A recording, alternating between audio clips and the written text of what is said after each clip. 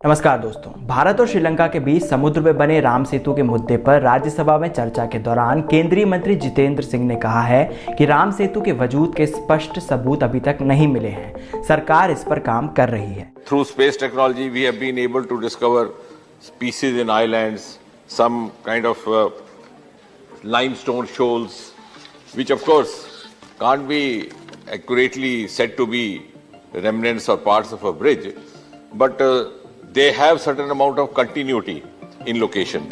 इसके साथ ही राम सेतु का विवाद एक बार फिर गर्मा गया है और सेतु समुद्रम प्रोजेक्ट को दोबारा शुरू करने की मांग तेज हो गई है। आज हम इस मुद्दे पर पर्यावरण के एंगल से बात करेंगे और बताएंगे कि कैसे राम सेतु को तोड़ना पर्यावरण के लिए विनाशकारी साबित हो सकता है।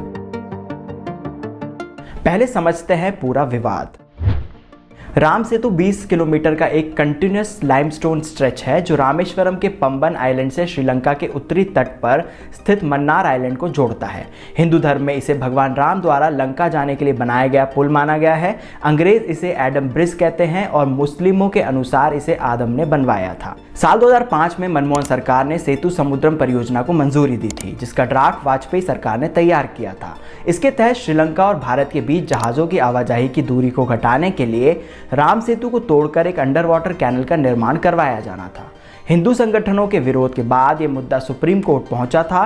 साल 2007 में सुप्रीम कोर्ट ने हिंदू धर्म की आस्था को देखते हुए प्रोजेक्ट पर स्टे लगा दिया था। वैज्ञानिक इसे नेचुरल ब्रिज बोलते हैं क्योंकि कम गहराई की वजह से प्रकृति ने यहाँ कोरल रीफ प्लेटफॉर्म तैयार कर लिया है जो सदियों से यहाँ मौजूद है। कोरल रीफ को हिंदी में प्रवाल भित्ति या मूंगा चट्टान कहते हैं। दरअसल इस सूक्ष्म जीवों की एक कॉलोनी होती है जिसका स्केलेटन कैल्शियम का बना होता है। मरने के बाद ये कठोर होकर चट्टान का रूप ले लेते हैं। जैसा कि केंद्रीय मंत्री जितेंद्र सिंह ने भी कहा कि यहाँ लाइमस्टोन पाया गया है। माना जाता है कि पहले ये कोरल रीफ प्लेटफॉर्म पानी में ज़्यादा डूबे नहीं होंगे और लोग इनका इस्तेमाल पुल की तरह करते होंगे। समुद्रों का जल स्तर कई सालों में बढ़ा है जिससे ये पानी में डूब चुके हैं। अब आपको बताते हैं कि पर्यावरण की दृष्टि से राम सेतु का बचा रहना क्यों ज़रूरी है। रामेश्वरम और गल्फ ऑफ मन्नार के बीच मौजूद कोरल रीफ प्लेटफॉर्म भारत के बायोस्फीयर रिजर्व के रूप में नोटिफाइड है।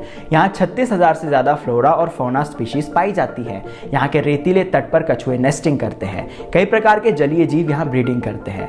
यह एरिया थर्मल पावर प्लांट से निकलने वाले जहरीले पदार्थों की वजह से पहले से ही खतरे में है। ये कोरल रीफ बैरियर कुछ हद तक सुनामी को भी रोकता है। अगर यहाँ सेतु को ब्लास्ट कर कैनल बनाई गई तो इससे यहाँ का जलीय जीवन बर्बाद हो जाएगा और मानव के लिए भी खतरा पैदा हो सकता है। इस तरह के प्रोजेक्ट ना सिर्फ समय और पैसों की बर्बादी है बल्कि पर्यावरण के लिए भी खतरनाक है।